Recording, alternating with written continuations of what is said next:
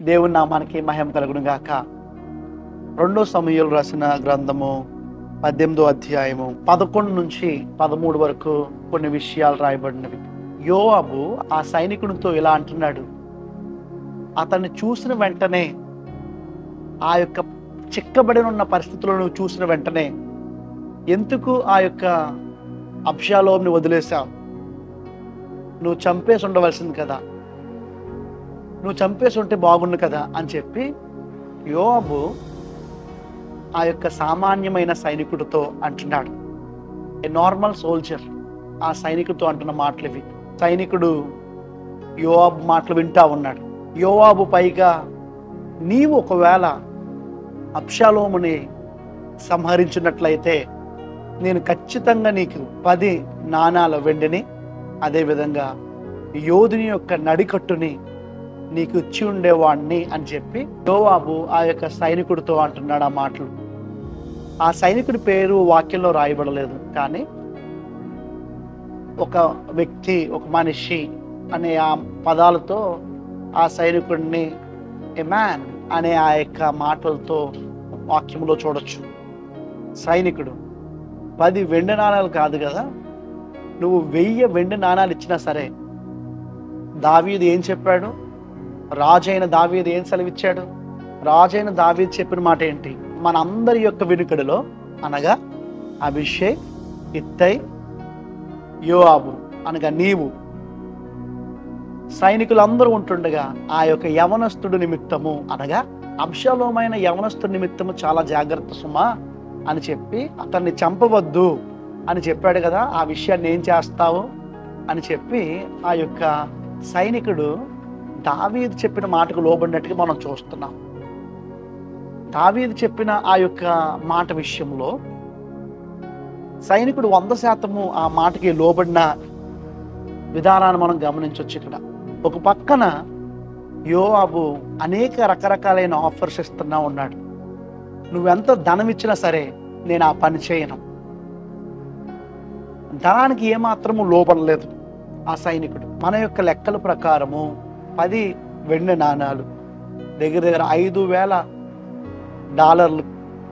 అదేవిధంగా ఈయనంటున్నాడు, నువ్వు 5,00,000 రూపాయలు డాలర్లు ఇచ్చినా సరే, అంటే 1000 వెండి నాణాలు ఇచ్చినా సరే నేనేమాత్రము ఆ పని చేయను. అసలు నువ్వు ఖచ్చితంగా నన్ను ఇప్పుడు వెళ్ళమంటున్నావు, నాకు ఇన్ని ఆఫర్లు ఇస్తున్నావు, కానీ గురించి మనము తప్పించుకుంటా సులభమా? రాజుకు తెలియకుండా అంటదంటవా ఈ విషయం? ఖచ్చితంగా రాజుకు తెలుస్తుంది ఈ విషయం. నువ్వు డబ్బులు ఇచ్చినంత మాత్రాన నువ్వు చెప్పింది నేను చేస్తాను అనుకున్నావా? ఏమండి, అక్కడ ఉన్న రోజుల ప్రకారంగా 2 నెలలకు సరిపడిన జీతము యోవాబు ఈ సైనికుడికి 1 రోజులు ఇస్తా అంటున్నాడు. 30 రోజులు కష్టపడవలసింది 1 రోజు కష్టపడి ఈ పని చేస్తే చాలు, అబ్షాలోముని వెళ్ళి చంపితే చాలు, ఆ వృక్షము దగ్గర ఇరుక్కున్న ఆ అబ్షాలోముని చంపితే చాలు, 29 రోజుల జీతం ఈయనకి వచ్చేస్తుంది. నో నీడ్ టు వర్క్, ఏమాత్రం పని చేయక్కర్లేదు. అలాంటి సమయంలో ఈ యొక్క యోధుడు బహుశా ఆ యొక్క యోధుని యొక్క నడికట్టు ఇచ్చాడో లేదో మనకు తెలియదు, ఇవ్వలేదు ఖచ్చితంగా. ఎందుకంటే యోవాబు అన్న విధానాన్ని ఈయన పాటించలేదు కనుక. యోవాబు ఆ మాట అనకముందే ఈయన యొక్క ఆలోచన విధానము, ఈయన మాటకు లోబడే విధానము, ఖచ్చితంగా ఈయన యోధుడు, నడికట్టు లేనప్పటికీ కూడా ఒక గొప్ప యోధుడు, మాట వినే యోధుడు అని మనకు వాక్యం సెలవిస్తుంది. ఏమాత్రం భయపడట్లేదు. నేను చేయను, రాజు చేయొద్దు అన్నాడు, నేను చేయనయ్యా. రాజు సెలవు ఇవ్వలేదా? ఇప్పుడేమో ఇలా వెళ్ళమని. సమయం వచ్చినప్పుడు, రాజు దగ్గరికి వెళ్ళినప్పుడు నీవు నా పక్షం ఉండకుండా నువ్వు రాజుపక్షం వెళ్ళి ఇతను చంపేయాలయ్యా, ఎందుకంటే నీ కొడుకుని సంహరించింది ఈ సైనికుడే.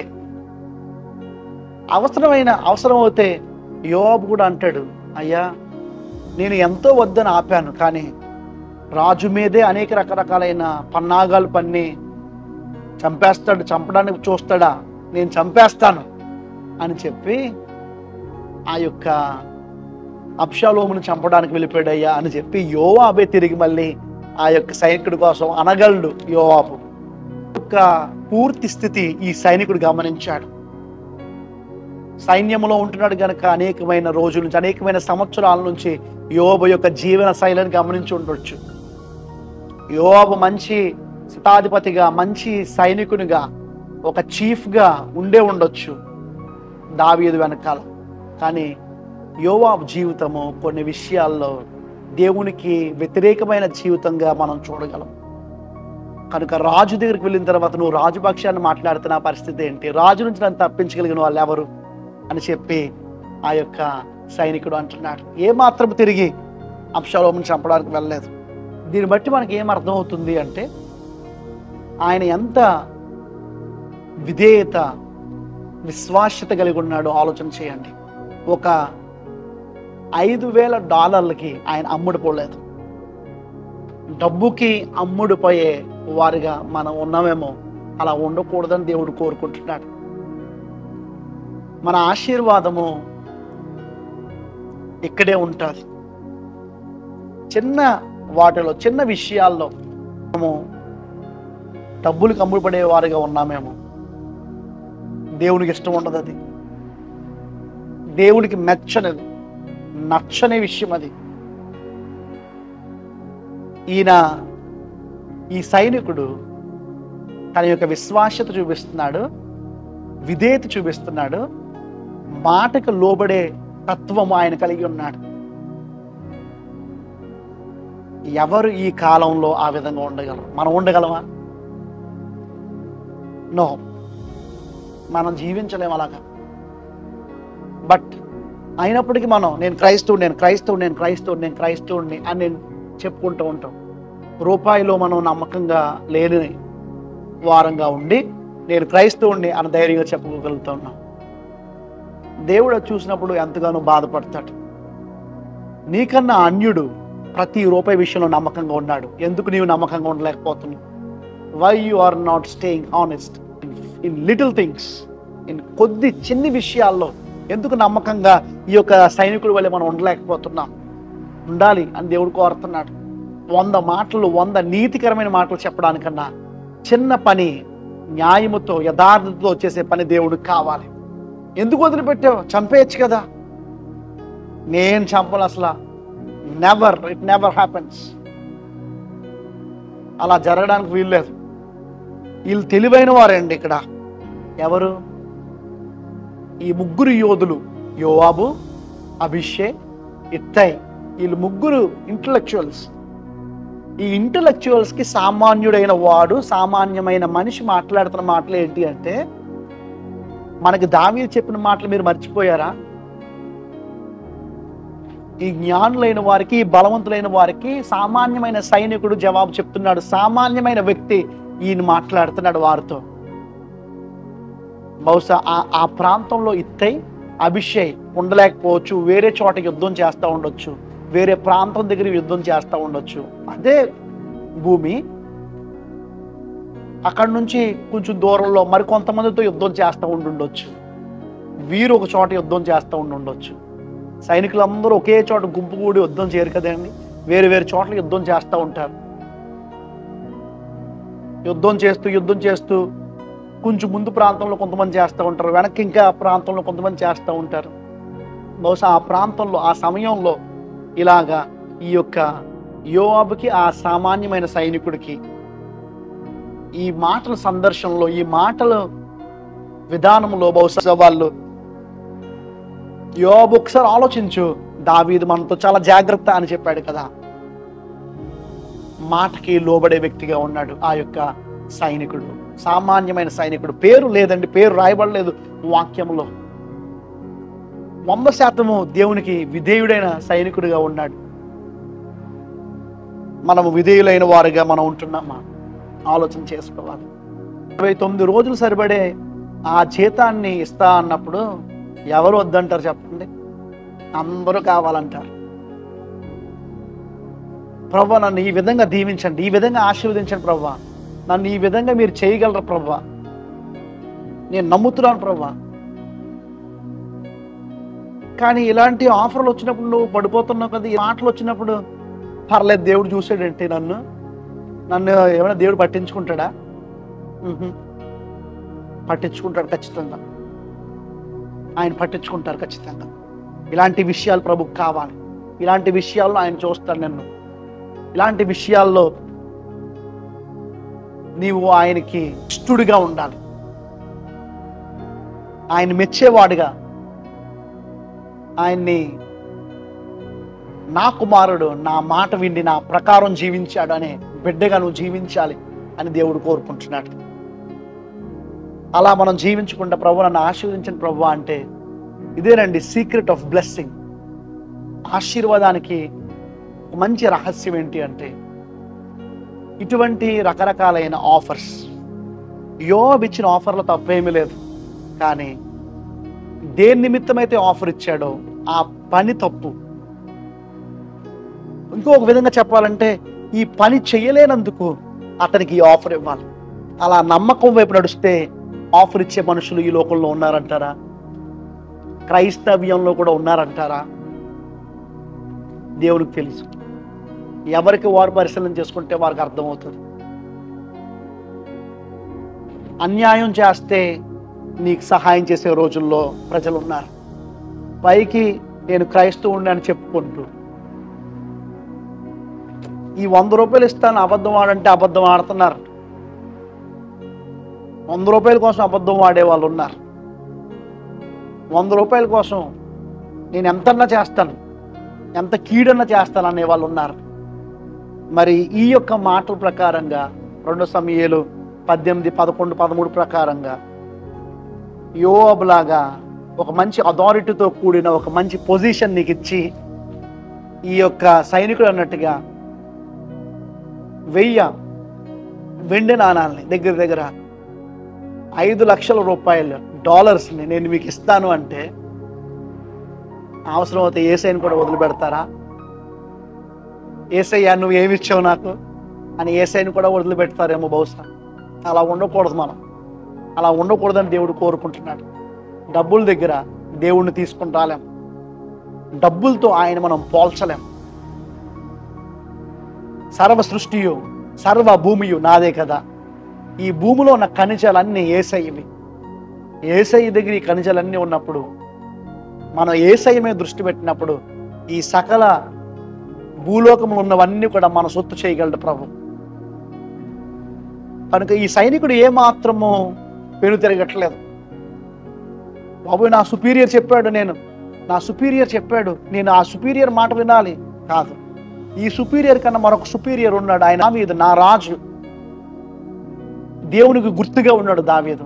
యేసు ప్రభు వారికి గుర్తుగా ఉన్నాడు దావీదు. నా కాపరి చెప్పాడు ఆ యొక్క యవనస్తుడి మీద చేయి వేయకూడదని. చేయి వేస్తే అనేకమైన ఆఫర్లు ఉన్నాయి. చేయి వేస్తే నాకు పొజిషన్ ఉంది. అవినీతి మార్గంలో, దేవునికి ఇష్టం లేని మార్గంలో నువ్వు నడుస్తే నీకు అనేకమైన ఆఫర్లు ఈ లోకంలో వస్తాయి, ఉంటాయి, ఎప్పుడూ ఉంటాయి. సాతానికి నీవు మార్గం తెరిస్తే, సాతాను దగ్గరికి సాతాను సంబంధించిన మార్గాల్లో నడిస్తే అనేకమైన ఆఫర్లు సాతాను అనేకమైన తన ప్రజలను వాడుకొని సాతాను అనేకమైన ఆఫర్లు నీకు ఇస్తాడు. ఆ సమయంలో నువ్వు ఈ యొక్క సామాన్యమైన సైనికుడిగా ఉండగలవా? ఆలోచన చేయి. మరొక విషయం అర్థమవుతుంది. ఈ యొక్క సైనికుడు లంచానికి అమ్ముడు పడే వ్యక్తి కాదు. డబ్బుల విషయంలో నువ్వు ఎలా ఉన్నావో అది ప్రాముఖ్యమైన విషయం కాదు. ఇప్పుడు అతి ప్రాముఖ్యంగా నా యజమానుడైన దావీదు చెప్పాడు, ఆ యవనస్తు నిమిత్తము జాగ్రత్త, అతన్ని సంహరించడానికి వీలు లేదు. ఎంతగా ఆ మాటకు లోబడ్డాడో ఆలోచన చేయండి ఒకసారి. ఆ మాట విన్నాడో ఆలోచన చేయండి. బళ్ళు అర్పించుట కంటే మాట విన్న శ్రేష్టం. నాకు మర్మయుక్తమైన సంగతులు బయలుపరచండి ప్రభువా, నేను ఆ విధంగా జీవిస్తాను. మర్మయుక్తమైన సంగతులు బయలుపరచవలసిన పని లేదు. చిన్న చిన్న విషయాలు, నీకొచ్చే అన్యాయమైన అవకాశాలని వినియోగించుకోకుండా ఉంటే నువ్వు ఆశీర్వాదానికి వారసుడు అవుతావు, ఆశీర్వాదానికి వారసురాలు అవుతావు. ఈరోజు క్రైస్తవుడైనా ఎవరైనా సరే అన్యాయం అయితే ఏముందండి, నాకు డబ్బులు కావాలనే అంతే. నాకు పేరు ప్రతిష్టలు కావాలి, నేను ఏదన్నా చేస్తాను. దేవుని యొక్క భయం లేదు, దేవుడు ఉన్నాడు, దేవుడు చూస్తున్నాడు అనే ఆ యొక్క దృష్టి లేదు. ఇంకా ఒకటి మనకి బాగా అలవాటైంది, మనం ఏం చేసినా సరే ప్రభువా నన్ను క్షమించండి, ఆయన క్షమిస్తాడు. తప్పు చేసినప్పుడు ఖచ్చితంగా ఆయన క్షమిస్తాడు. కానీ దానికి తగిన పర్యవసానం మనం భరించాలి. దానికి తగిన ఆ యొక్క శిక్షను మనం భరించాలి. అది ఆలోచన చేయకుండా వచ్చిన ఈ యొక్క అవినీతి సంబంధించిన ఆ యొక్క అవకాశాన్ని చక్కగా ఉపయోగించుకుందాము అని ఆ సైనికుడు అనుకుంటే బహుశా దావీదు ఏదో చనిపోయి ఉండేవాడేమో. అలా చంపకుండా దావీదు మాటకు లోబడ్డాడు కనుక ఆయన మంచి పొజిషన్లో దేవుడు అతను పెట్టాడని నేను నమ్ముతున్నాను. నీవు దేవుని మాటకు వెంటే దేవుడు మంచి పొజిషన్ నిన్ను పెడతారు. నువ్వు సొంత ప్రయత్నాలు చేయవలసిన పని లేదు. నీ రాజు మాట నీవు వినాలంతే, నీ కాపరి మాట నీవు వినాలంతే. అనగా నీ దేవుని యొక్క మాట నువ్వు వినాలి. మరి ఎలాగా వీటిలోంచి మేము బయటకు రాగలమండి? 3 విషయాలు. ఒకటి, ప్రభువుని అడగాలి, ప్రభువా మాటకు లోబడే విధానం నాకు నేర్పించండి. హెల్ప్ మీ లార్డ్, నాకు సహాయం చేయండి ప్రభువా. ఆస్క్ గాడ్, ప్రభువా నేను జీవించలేను, మీరు నన్ను జీవింపచేయండి. జీవించే జీవితాన్ని నాకు దయచేయండి ప్రభు. మీ మాటకు లోబడాలి. ఆ సామాన్యమైన సైనికుడు ఆ యొక్క రాజు మాటకు లోబడ్డాడు. నేను ఎందుకు లోబడలేను ప్రభు అని, మీ మాటకు నేను లోబడాలి, మీ వాక్యానికి నేను లోబడాలి. ఈ చిన్న విషయంలో దేవుడు ఆశీర్వాదాన్ని స్టోర్ చేసి ఉంచుతాడు. మనం ఏదేదో చేయాలి, ఎక్కడెక్కడికో వెళ్ళాలి, ఎవరెవరో మనకు ప్రార్థన చేయాలి, అప్పుడు దేవుడు ఆశీర్వాదం రిలీజ్ చేస్తాడు. No, never it will happen like that. ఎప్పుడు అలా జరగదండి. ఎంత పెద్ద సేవకుడు వచ్చి నీ మీద చేయించి ప్రార్థన చేసినా సరే, ఈ చిన్న విషయాల్లో దేవుడు పెట్టి ఈ టెస్టులు మనం నగ్గిపోతే, అభిషేకించబడిన సేవకుడు వచ్చి నీకు ప్రార్థన చేసినా సరే, అది ఎక్కడి నుంచి వస్తుందండి? రిసోర్స్ ఎక్కడి నుంచి ఉంటుందండి? ప్రభు దగ్గర నుంచే సోర్స్. ఆ సేవకుడు తన దగ్గర నుంచి ఉన్న ఆ యొక్క శక్తిని విడుదల చేయండి. ఆ శక్తి ఎవరు ఇవ్వాల్సిందే ఉన్నది? ప్రభు ఇవ్వాల్సిందే ఉన్నది. అది ప్రభుదై ఉన్నది. ప్రభుది కాకుండా ఎక్కడి నుంచి ఆయన వ్యతిరేకంగా వేరే ప్రాంతం నుంచి ఆయన రిలీజ్ చేయగలరా శక్తిని?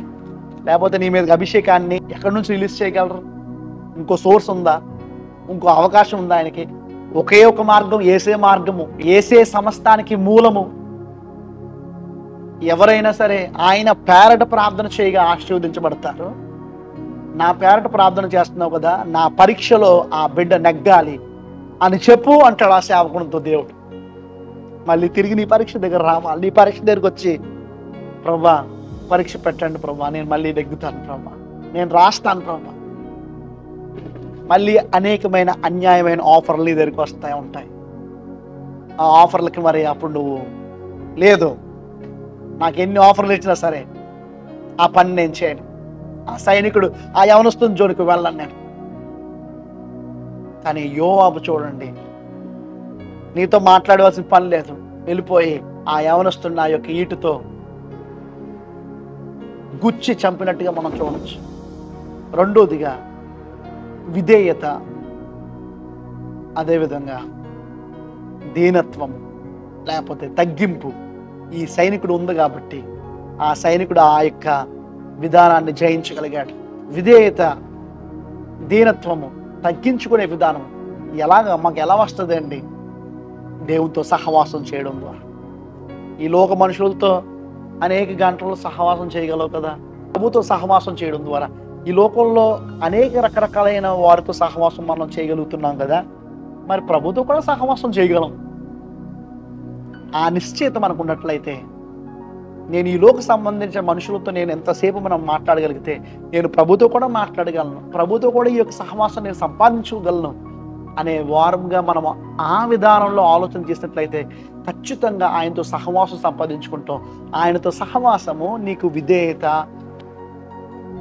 ధీరత్వము నేర్పిస్తుంది.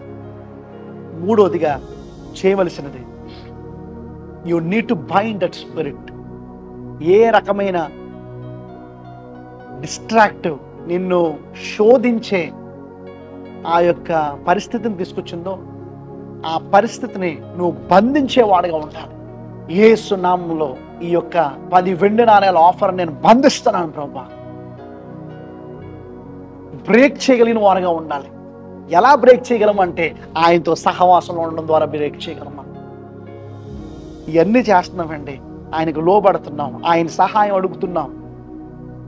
ఆయన సహవాసం ద్వారా, ఆయనతో సహవాసం చేయడం ద్వారా లోబడే విధానాన్ని, అదేవిధంగా తగ్గింపు, దీనత్వాన్ని మేము కలిగి ఉండాలని ఆశపడుతున్నాం. మూడోదిగా మేము బ్రేక్ చేయగలుగుతున్నాం, బ్రేక్ చేస్తున్నాం, కానీ ఏం అవ్వట్లేదు అంటే డోంట్ స్టాప్. ఆపొద్దు దయచేసి. తిరిగి మళ్ళీ ప్రయత్నం చేయి, తిరిగి మళ్ళీ ప్రయత్నం చేయి, తిరిగి మళ్ళీ ప్రయత్నం చేయి. తిరిగి దేవుడితో సహవాసంలోకి వెళ్ళి, జరగట్లేదని సహవాసం దూరంగా వెళ్ళొద్దు. అయ్యే వరకు సహవాసంలో ముందుకు సాగు. అయ్యే వరకు దేవుణ్ణి అడుగు, ప్రభువా నాకు సహాయం చేయండి, ప్రభువా హెల్ప్ మీ లార్డ్, నాకు సహాయం చేయండి, నాకు సహాయం చేయండి. జరిగే వరకు అది అడుగు. ఒక మంచి ఉదాహరణ, ఒక పాడుపడిపోయిన ఆ యొక్క స్థలం ఉంది, లేకపోతే దాన్ని నీరుతో శుభ్రం కడగాలి. ఒక్క మగ్గు నీళ్ళేగానే అది క్లీన్ అయిపోతుంది అంటారా? ఒక్క జగ్గు నీళ్ళేగానే అది క్లీన్ అవుతుందా? క్లీన్ అవుతుంది. పైప్ పెట్టి అదే స్థలంలో వాటర్ కంప్లీట్గా నీరు కొడుతూ కడుగుతూ, ఇంకా రకరకాలైన పౌడర్స్, డిటర్జెంట్స్ అక్కడ వేస్తూ, లిక్విడ్స్ వేస్తూ దాన్ని క్లీన్ చేస్తూ ఉంటారు 10 సార్లు. నాచు పట్టేసిందండి, ఆ నాచుని ఒక్కసారి నీళ్ళేగానే పోతుందా? You keep on working on that. మళ్ళీ మళ్ళీ మళ్ళీ మళ్ళీ దాని మీద అనేకమైన సార్లు ఫోర్స్తో నీళ్లు పంపిస్తారు. కాసేపటికి అది శుభ్రంగా అవుతుంది. కంటిన్యూస్లీ, కాన్స్టాంట్లీ, ఎల్లవేళలా విడువక ఈ 3 పాయింట్లని ప్రభు దగ్గర అడుగుతున్నట్లయితే ఖచ్చితంగా దేవుడు నీకు సహాయం చేస్తాడు. కనుక ఈ యొక్క సైనికుడు లాగా ఒక మంచి ఆయన మాటని వినే బిడ్డలుగా, ఆయన మాటకు లోబడే బిడ్డలుగా మనం జీవిద్దాము. దేవుడి మాటలు దీవించి ఆశీర్వదించుగాక. ఆమేన్.